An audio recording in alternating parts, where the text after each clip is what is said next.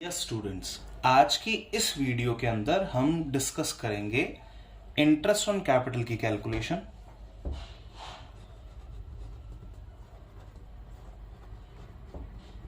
In case where admission of a partner is there या death of a partner is there, death और retirement. हम एक ऐसा question frame करने वाले हैं जिसमें एडमिशन भी है, रिटायरमेंट भी है और डेथ भी है। सारी की सारी चीजें इसमें इंक्लूडेड है। तो आइए मैं यहाँ एंड ही लगा देता हूं, that will be so comfortable. अब देखते हैं। तो इंटरेस्ट ऑन कैपिटल हमको कैलकुलेट करना है जहां पे एक एडमिशन भी हो रहा है, डेथ भी है या फिर रिटायरमेंट भी है। इस तरीके से हम एक क्वेश्चन फ्रेम करने वाले हैं। एक क्वेश्चन की एक स्मॉल सी वीडियो यहाँ पे हम बनाएंगे जिसके अंदर हमारी अंडरस्टैंडिंग काफी क्लियर हो जाएगी कि अगर किसी की डेथ हो जाती है या किसी का एडमिशन हो जाता है तो इन दैट सिचुएशन क्या होगा। देखिए रूल बड़ा क्लियर है। अगर किसी पर्सन का एडमिशन होता है तो उसका ईयर बिगिन होगा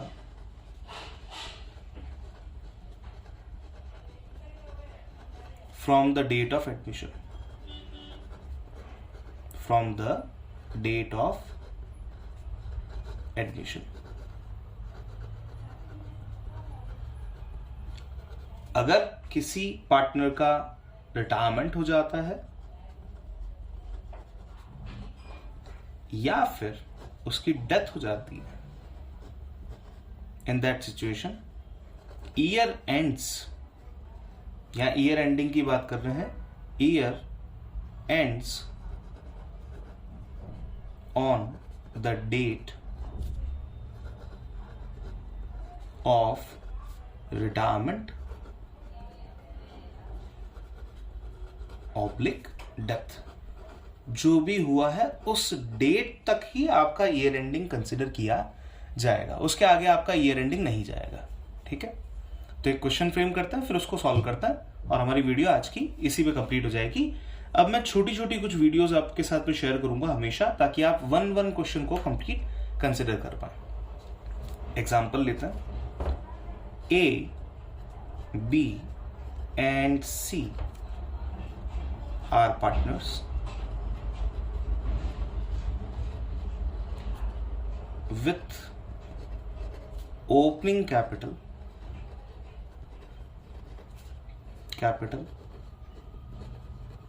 of rupee 4 lakh, rupee 3 lakh and rupee 5 lakh as on 1st April 2021।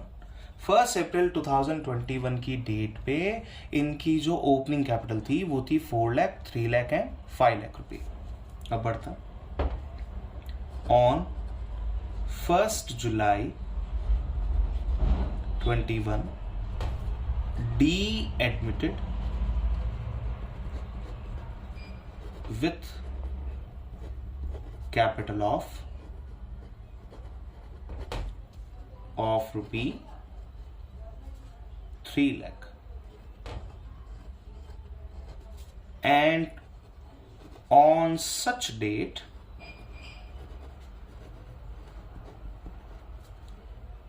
A added rupee 2 lakh while C withdrew rupee 1 lakh. देखिए हमेशा ध्यान रखना कि अगर आपको क्वेश्चन समझ में आ गया है तो आपको उसे सॉल्व करने का तरीका भी समझ में आ जाएगा। अगर आप क्वेश्चन को समझ पाएंगे, देखिए ओपनिंग बैलेंस दे रखा है, 1 जुलाई को डी का एडमिशन हुआ है। डी के एडमिशन के दिन क्या किया गया है, डी तो 3 लाख रुपीज दे के आया है, ए ने ऐड किए हैं 2 लाख रुपीज, लेकिन सी ने विड्रॉ कर लिए हैं 1 लाख रुपए। अब बढ़ते हैं नेक्स्ट डेट की तरफ। On 31st December 2021 be retired from the firm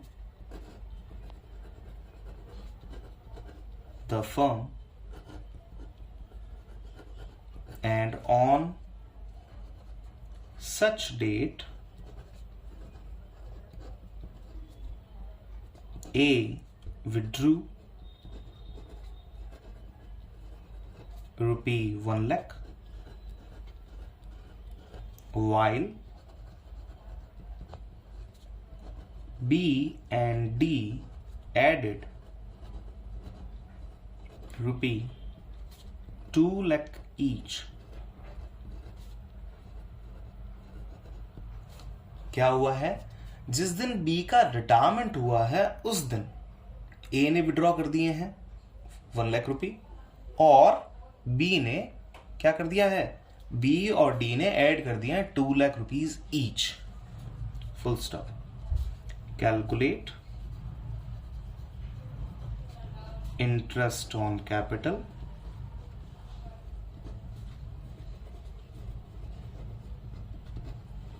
at the rate 12% per annum for the year. वैसे आपको ईयर पता है. for the year मैं यहां पे क्या क्या लिख सकता हूं? for the year 2021-22 या फिर मैं लिख सकता हूं for the year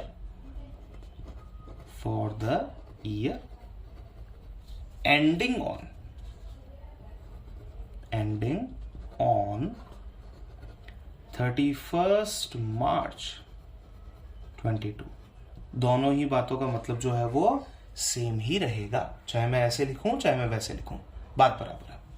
अब इस क्वेश्चन का हमको करना है सॉल्यूशन. सॉल्यूशन में यहीं इसी पेज पे हाफ साइड में कंप्लीट करने वाला हूं. बड़े ध्यान से देखिएगा. हमारे पास में पार्टनर्स कितने हैं? There are 4 partners. Rate of interest क्या है? 12% है. चारों पार्टनर्स के अलग अलग डेट टाइम पीरियड पे आपके पास में अवेलेबल है चीजें, कब किसने क्या क्या किया, तो अकॉर्डिंगली हम वर्क करते जाएंगे. बड़े ध्यान से समझते जाइएगा. तो सबसे पहले हम बात करने वाले हैं हमारे पहले पार्टनर की, ए की. ए मैंने आपको पहले भी बताया है. सबसे पहले आप लिखिए calculation of interest on capital. Calculation of interest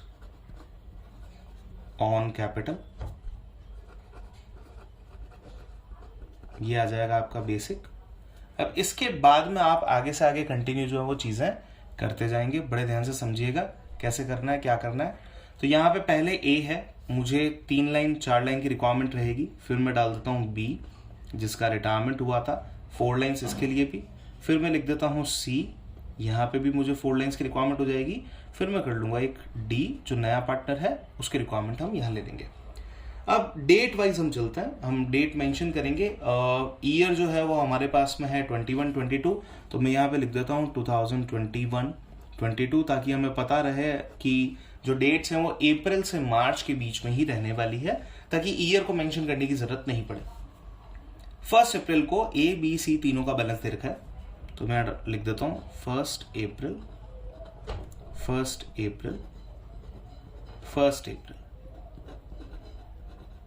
ABC तीनों का बैलेंस है 4 लाख, 3 लाख, 5 लाख.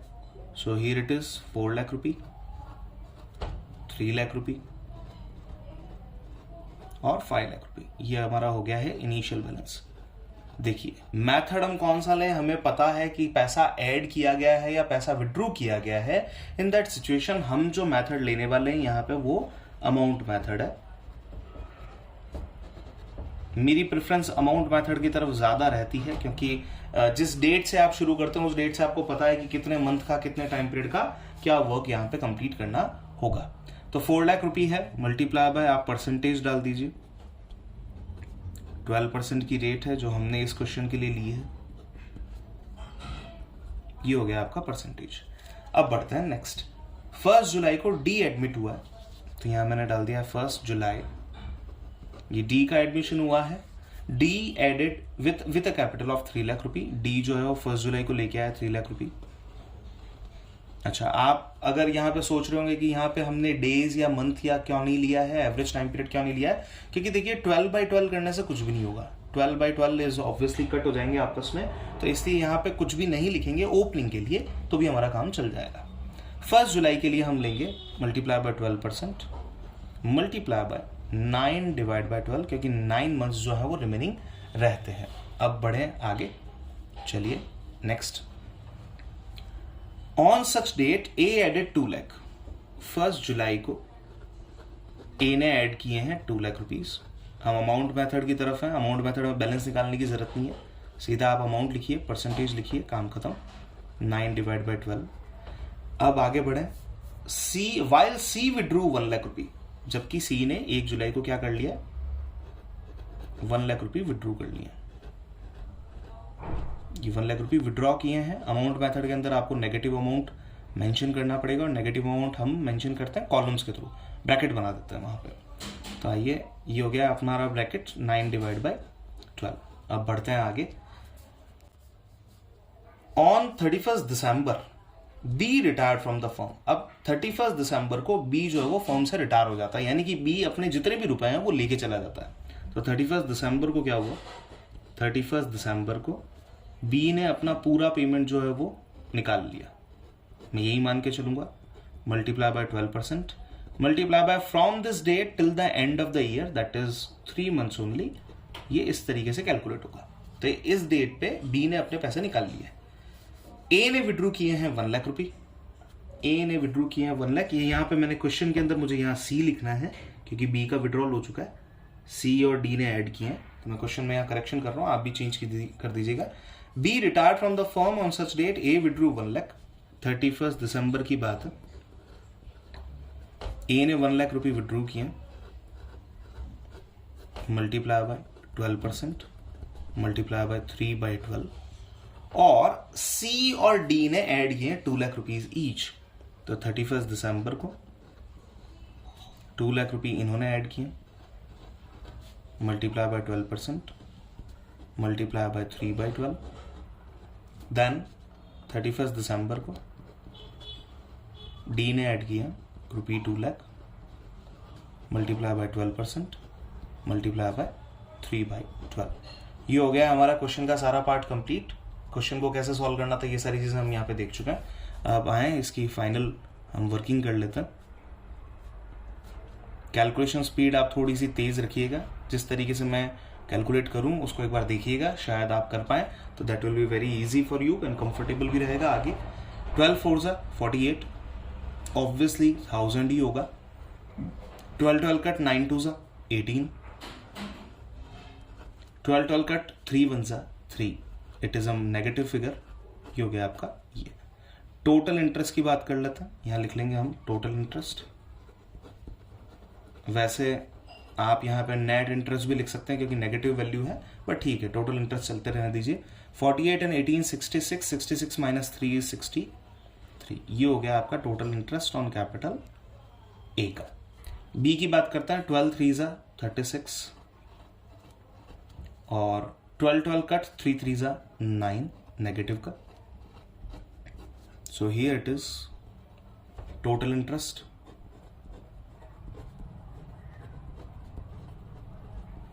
क्या आ जाएगा आपके पास में 36 - 9, तो ये बनता है आपके पास में 27,000। टोटल इंटरेस्ट बन गया आपका बी का। अब बढ़ते हैं सी की तरफ। 5 लाख का 12% 60,000, 12 कट 9 1 9, डन। 12 कट 2 3 6। देखिए 9 नेगेटिव का है,